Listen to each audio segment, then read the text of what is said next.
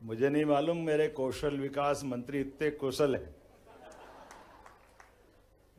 मैं आज के इस कार्यक्रम में युवा संवाद के इस अच्छे आयोजन में मंच पर विराजमान हमारे यशस्वी मंत्री श्रीमान प्रहलाद सिंह जी पटेल साहब और अभी अभी जिनने विस्तार से अपनी बात भी कह दी और मुझे बुला भी लिया तरीके से, ये कुशलता चाहिए ना। हमारे माननीय मंत्री गौतम टेटवाल जी, इस अवसर पर जिला पंचायत के अध्यक्ष जी, नगर निगम के अध्यक्ष किशन सूर्यवंशी जी, मंचस्थ माननीय सभी उच्च शिक्षा विभाग के अधिकारीगण, कुलगुरुगण, मैं बड़ी दुविधा में फंस गया। इतनी ज्यादा बात कर दी कि मैं फंस गया अपने आप में। हमारे लिए तो आज का ये दिन आपके हमारे बीच भविष्य की दृष्टि से अपने बीच में कुछ संवाद करके शिक्षा के माध्यम से अतीत के कुछ उदाहरण को पकड़ करके जानकारी के बलबूते पर हम भविष्य की उड़ान की तरफ जाने वाले लोग हैं। युवा वो जिसके हाथों में ताकत हो, पैरों में गति हो, निगाह में दूर तक जाने की उड़ान के सपने हो और मन में संकल्प हो कि मैं निश्चित रूप से वो हासिल करके दिखाऊंगा। ये युवा के मन में परमात्मा की दया से मानव शरीर की, खास करके हमारे बीच के अंदर आज के इस सभागार में बहुत सारी बात कहना थी, लेकिन क्षमा चाहते हुए मैं विलंब से भी आया और जल्दी भी जाना है। लेकिन फिर भी आपने अलग अलग प्रकार के स्टार्टअप और जिस प्रकार से इंक्यूबेशन सेंटर के माध्यम से काम किया है, मैं आप सबको बधाई देना चाहता हूं। उच्च शिक्षा विभाग को बधाई देना चाहता हूं। आपने अपने सपनों की उड़ान के बलबूते पर अपने आप का अभिनंदन करो, पहले अपने खुद के लिए जोरदार ताली बजा करके, नीचे जा करके। मैं कोशिश करता हूं आपसे संवाद करने की। आपके मन में कोई प्रश्न हो, खास करके सरकार को लेकर के कोई भी मन में प्रश्न हो, तो अभी अपने में से केवल अपनी जिज्ञासा के लिए, नहीं तो मैं तो बात करूंगा। हाँ, ये बेटी कुछ कह रही, जरा हाथ पकड़ो, उसकी माइक दो भैया। जरा बेटा दोनों पीछे कर लो। अब एक एक प्रश्न, एक मैं पूछूंगा, एक आप पूछोगे, ध्यान रखना। वाह, बहुत अच्छा बेटा। ऐसा इधर कॉर्डलेस माइक को तो दे दो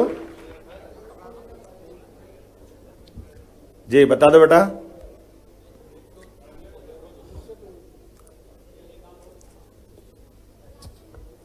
जी बताएं बताएं, चलो ऐसे ही बोल दो, तुम तो आवाज अच्छी आ रही बेटा। Good afternoon sir. जी सर, मैं वुमेन्स पॉलिटेक्निक से मैं श्रद्धा चांदे हूँ। मैं फर्स्ट ईयर की स्टूडेंट हूँ। तो मेरा सबसे पहला सवाल ये है कि जब लड़कियाँ उड़ान भरना चाहती है, जब लड़कियाँ आगे बढ़ना चाहती है, आजकल तो वैसे भी मोदी जी ने काफी टाइम पहले स्कीम निकाली थी, बेटी बचाओ बेटी पढ़ाओ, तो इसका नारा आधा अधूरा क्यों रह जाता है? आजकल ना इंडिया में ना कहीं पर लड़कियां सेफ नहीं है। एक मिनट बेटा, एक तो क्या है, एक तो ये भी संकट है कि भाषण देना के प्रश्न पूछना। मैं तुम्हारी ट्रेनिंग करा रहा हूं, ठीक है ना। चलो मैं आपको तुम बताता हूं। अच्छा ये बताओ, अभी अभी किस देश में, हमारी देश से भी पुरानी आजादी की बात करता है, ऐसा कौन सा देश है जिसने अभी अभी एक बेटी को मौका नहीं दिया राष्ट्रपति बनने के लिए? सर मौका दिया है। अरे सुनो तो सही यार, कौन सा देश पीछे रह गया बताओ? कमला हैरिस का नाम सुना है? कहां लड़ रही थी चुनाव वो? आपको मालूम, लगभग 300 साल के आसपास वहां आजादी है, लेकिन आज तक कोई बेटी राष्ट्रपति नहीं बनी। बनी क्या? तो अपने देश में उल्टा है। हमारे यहां पर यशस्वी प्रधानमंत्री के नेतृत्व में अभी राष्ट्रपति कौन है? तो ताली वाली तो बजाओ, ये हमारे अपने देश की ताकत। अब बैठो बेटा, है ना। अब माइक दूसरे को दो। ये तो ऐसे, लेकिन जब रोजगार की भी बात एक मिनट बेटा, दूसरों को लो ना। अब ये बताओ, अपने देश में तुम्हारी बात का एक और प्रश्न का उत्तर देता हूं, है ना, बैठो। हमारे यहां देश की आजादी के तुरंत बाद अपने प्रधानमंत्री और राष्ट्रपति दोनों पद बढ़े है ना, और इस पे दोनों बहनें रही कि नहीं रही है? इंदिरा गांधी जी पहले प्रधानमंत्री रही और अभी राष्ट्रपति भी, तो ये देश तो अपना ही है। अच्छा ये बताओ कि 200 से ज्यादा देश है दुनिया में, कौन सा देश ऐसा जो माता प्रधान है, जिसका नाम अमेरिका माता की जय, इंग्लैंड की माता की जय कोई बोलता है? बताओ जरा, बताओ कौन बोल रहा है? कोई बोलता है? तो अपने यहां तो देवता का नाम लेने के पहले भी सीताराम, राधे कृष्ण, अपनी संस्कृति कितनी अच्छी संस्कृति है। इतनी अच्छी संस्कृति को हमको केवल जानने समझने की देर है। हमारे लिए सौभाग्य की बात है, हम किस देश में रहते हैं जो देश अपने लिए क्या कहता है, भारत माता की। देखो अपने 200 से ज्यादा देश, लेकिन एकमात्र देश जो मात्र सत्ता को पसंद करता है, मात्र शक्ति के आधार पर आगे बढ़ता है। और मध्य प्रदेश वाले तो लाडली बहना वाले हैं, ऐसा क्या बात है? लोग कहते हैं अरे क्यों पैसे दे रहे हो, काहे के लिए दे रहे हो, पैसे का क्या होगा? हमने कहा भाई तुम्हारे पेट में क्यों दुख रहा, बहन बेटी के हाथ में पैसा दे रहे, जरूर देते रहेंगे, उनको नहीं देंगे तो किसको देंगे? और अब मैं आपसे प्रश्न पूछता हूं, इस आजादी के बाद सरकार के द्वारा, मैं प्रश्न पूछना थोड़ा उत्तर देना, बहनों के लिए किस सरकार ने सबसे बड़ा कदम उठाया है? कोई बताएगा?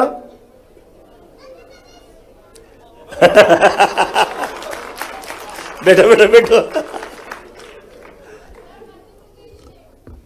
क्या किया? सर लाडली बहना। चलिए हो गया, जोरदार ताली बजा दो, एक बार तो हो गया है। अब इसके अलावा मैंने कहा केंद्र सरकार में नरेंद्र मोदी जी की सरकार ने ऐतिहासिक रूप से निर्णय लिया है, वो इस देश की एक तरह से राजनीति बदलेगा। ऐसा कोई निर्णय बता सकते हैं? अब दूसरों को दे दो माइक बेटा, कौन बताएगा? हाँ ये जरा बच्चे बहुत देर से उठा रहे हैं, इनको भाइयों को दे दो।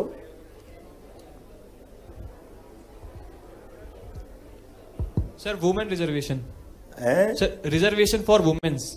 ये जोरदार ताली बजाओ, कितनी बड़ी बात है। महिला आरक्षण पार्लियामेंट में, असेंबली में 33% आरक्षण। और बड़ी बात क्या, ये जो अभी हमारी जितनी लोकसभा विधानसभा है वो तो रहेगी, लेकिन इनके अलावा इन पे प्लस कर दिया 33%। यह है मोदी जी की सरकार बहनों के लिए काम करने का सबसे बड़ा निर्णय। अब जरा ये अच्छा माननीय मंत्री जी कह रहे हैं मध्य प्रदेश में बहनों को कितना आरक्षण दिया हमने, जरा बताओ, कौन बताता है?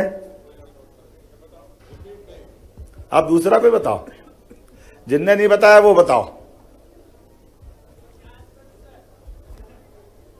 35%।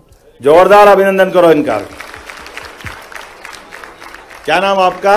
राजुल कुशवाहा, गाड़ावाड़ा। राजुल कुशवाहा, अच्छा बहुत अच्छा, धन्यवाद। अच्छा अब ये अपन राजनीति से बाहर आए कि अंदर ही जाए, बताओ क्या मत है? जो राजनीति नहीं पसंद करता वो हाथ खड़े करो, शर्माओ मत। जो राजनीति पसंद करते वो हाथ खड़े करो। अच्छा उल्टा बोल रहे हो, मेरे को तो समझ में नहीं आ रहा है। नहीं पसंद करने वाले भी बहुत कम हाथ उठ रहे हैं और पसंद करने वाले बहुत कम है, तो बाकी क्या करने वाले बैठे हैं?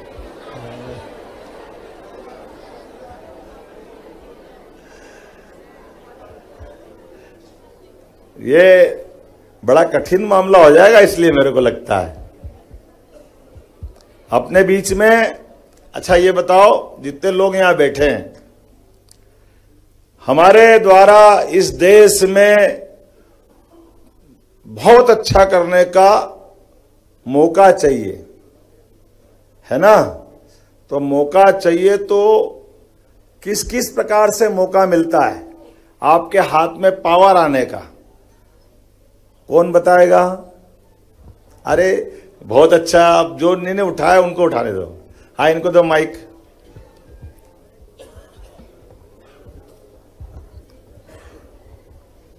नमस्ते सर, मेरा नाम ध्रुवराज मिश्रा है। मैं उच्च शिक्षा उत्कृष्टता संस्थान से विद्यार्थी हूँ। बहुत अच्छा।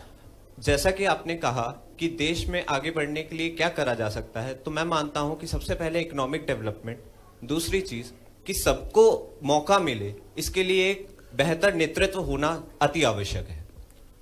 बहुत अच्छा, जोरदार ताली बजाओ भाई के। ये एक्सीलेंस कॉलेज के विद्यार्थी है और इनका जवाब भी बहुत अच्छा है। अपने देश में आर्थिक रूप से सक्षम होना चाहिए, पहले आपने कहा, और दूसरी बात और जोड़ी, नेतृत्व भी अच्छा होना चाहिए। लोग कौन चाहते कि केवल आर्थिक रूप से मजबूत होना चाहिए? हाथ खड़ा करो जो चाहते देश आगे बढ़े, आर्थिक रूप से बहुत मजबूत होना चाहिए।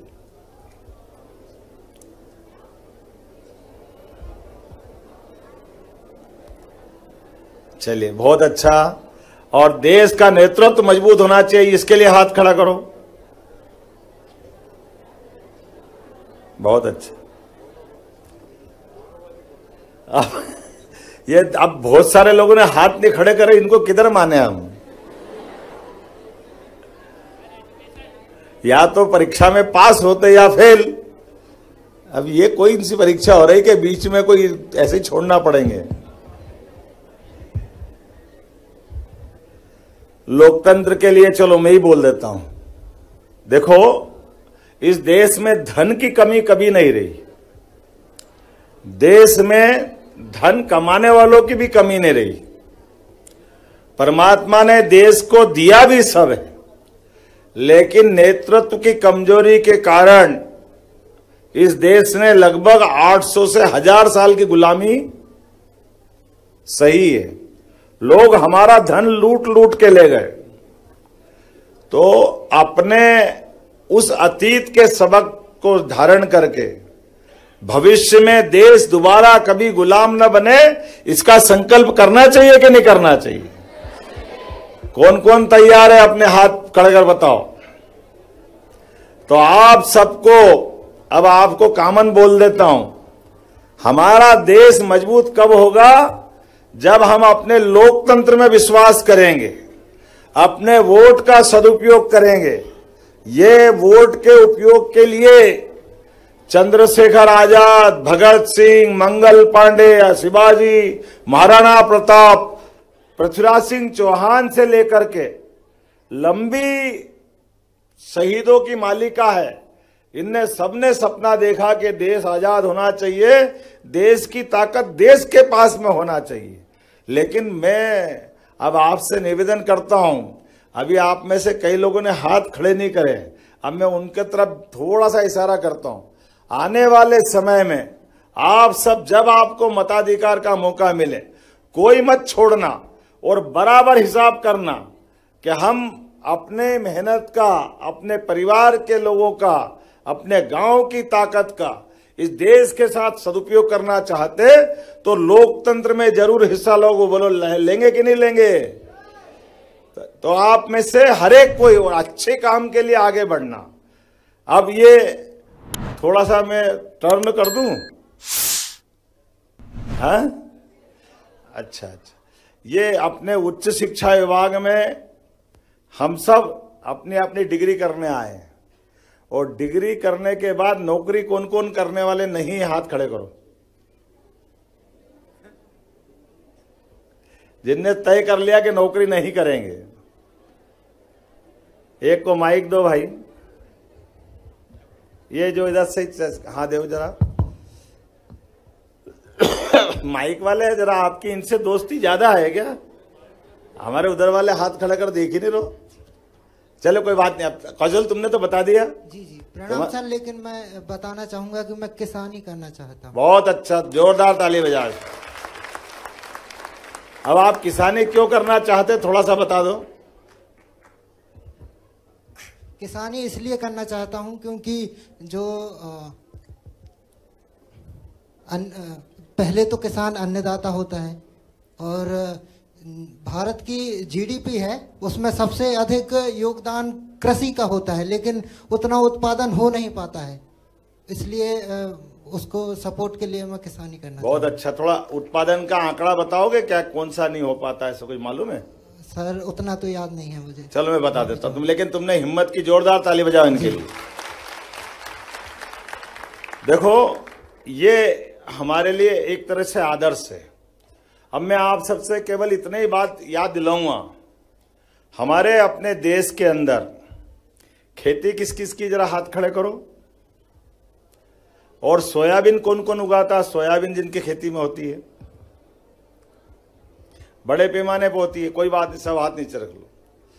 ये जो खेती की बात आ रही, मैं इसलिए इसको दोहराना चाहता हूं कि खेती के अंदर क्यों खेती करना चाहिए, हम उच्च शिक्षा का सदुपयोग कैसे कर सकते हैं।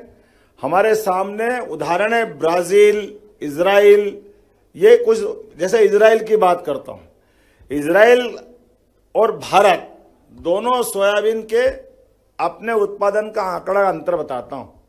हमारी 1 बीघा में सोयाबीन अधिकतम होती 3 कुंटल, 4 कुंटल, कहीं तो 1.5 कुंटल होती है, और इजराइल में 1 बीघा में सोयाबीन होती है 20 कुंटल, 25 कुंटल। आप बताओ, समय तो दोनों का बराबर है, धरती माता का स्वरूप एक जैसा है, लेकिन उन्नत खेती करने का असर कहां तक आता है। और दुर्भाग्य से अगर अपने में से कोई आदर्श किसान बनेगा तो वो ये पूरा बदलेगा कि नहीं बदलेगा? तो जोरदार ताली बजाओ इस बात के लिए। अब उस तरफ से हाथ खड़ा करवाओ। जय हिंद श्रीमान एवं मंच पे उपस्थित समस्त महानुभावों को मेरा प्रणाम। महोदय, मेरा नाम चित्रांशी सक्सेना है और मैं शासकीय महारानी लक्ष्मीबाई कन्या स्नातकोत्तर स्वशासी महाविद्यालय की छात्रा हूँ। सर, मैं पढ़ाई पूरी करने के बाद अपना स्वयं का व्यवसाय शुरू करना चाहती हूँ। तो सर, मेरा आपसे प्रश्न है कि क्या सरकार द्वारा ऐसी कोई योजना चलाई जा रही है जिसमें महिलाओं को स्वरोजगार के लिए विशेष ऋण दिया जाता है? ये जितने भी प्रकार के ऋण दे रहे हैं, मैं आपको गारंटी से कह सकता हूं सबसे ज्यादा बहनों की प्राथमिकता के लिए है। शासन की जितनी योजना है, अभी 25-25 लाख के यहीं से दिए हैं। और एक बात, लाडली बहनों की राशि भी आप ही के हाथ में दे रहे हैं, भाइयों के हाथ में नहीं दे रहे। लेकिन मैं आपसे सहमत हूं, आप अपना व्यवसाय करना चाहती, बहुत अच्छी बात है। मैं आपका स्वागत करता हूं, अभिनंदन करता हूं। थोड़ा समय कम पड़ रहा है तो अपने बीच में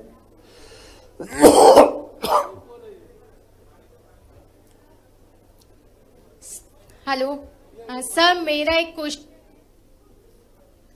मेरा नाम मोनिका सिंह है। मैं शासकीय महिला पॉलिटेक्निक महाविद्यालय भोपाल में फैशन टेक्नोलॉजी डिपार्टमेंट की स्टूडेंट हूँ। सर, मेरा ये सवाल है कि मैं इस डिप्लोमा के बाद रोजगार के लिए जाना चाहती हूँ, तो इस क्षेत्र में मध्य प्रदेश में रोजगार की क्या संभावनाएं हैं? बेटा, अभी मैं तुमको यहीं से बताता हूँ। आपकी कब डिग्री होने वाली है? सर, ये लास्ट ईयर है। तो यहीं से आप अचारपुरा में हमारी 6 इंडस्ट्रियां चल रही है। रोशनपुरा से आगे जाओगे, रायसेन रोड पर 5 इंडस्ट्री चल रही है। हमने प्लान किया है कि हमारे यहाँ कॉटन सबसे ज्यादा होता है। कॉटन के आधार पर धागा बनाते बनाते कपड़ा भी यही बनना चाहिए। लेकिन मुझे अब इस बात की और खुशी है कि हमने ना केवल कपड़ा बल्कि कपड़े से रेडीमेड गारमेंट्स पूरा तैयार करके बाकायदा हैंगर में टांग करके अमेरिका के मार्केट में लगाने की योजना बना करके हम बिजनेस कराना चाहते हैं। हमारे धागे का, फसल का, सिलाई का, बुनाई का पूरे तैयार करने, पैकिंग का भी सारा हमारे प्रदेश में होना चाहिए। और बल्कि इससे आगे जो आपकी जैसी बहन वहां काम करने जाएगी, उस इंडस्ट्री के लिए प्रति लेबर 5,000 रुपया महीना हमारी सरकार के द्वारा 10 साल तक उस इंडस्ट्री को देने चाह रहे हैं, क्योंकि आपको जब 12-13 हजार रुपये महीना मिलाएगा तो 12-13 हजार महीने में 5,000 रुपये महीना 10 साल तक हम देने जाएंगे कि हमारी बहनों को रोजगार दो, इनको हम अपनी तरफ से मदद करने को तैयार हैं। मुझे लगता है आज के इस अवसर पर थोड़ा सा समय कम पड़ गया है। अभी हमने अब बैठ जा बेटा, है ना, सब लोग बैठ जाओ, अब बैठ जा बेटा। थोड़ा सा अगली बार के लिए भी रखो, एक ही बार थोड़ी है। हाँ, अब मैं अपनी ओर से अगली बार का आश्वासन देते हुए किसी हालत में आपके बीच में आऊंगा। मेरे को बहुत बात करना थी, जितने हाथ खड़े नहीं हुए उससे ज्यादा खड़े करवाने वाला था, लेकिन काल के प्रवाह में कभी कभी चाहने के बाद भी कुछ बातों पर अपना बस नहीं चलता, मैं ज्यादा लेट हो गया। लेकिन ये संवाद का क्रम जारी रखना चाहिए कि नहीं रखना, ये बताओ।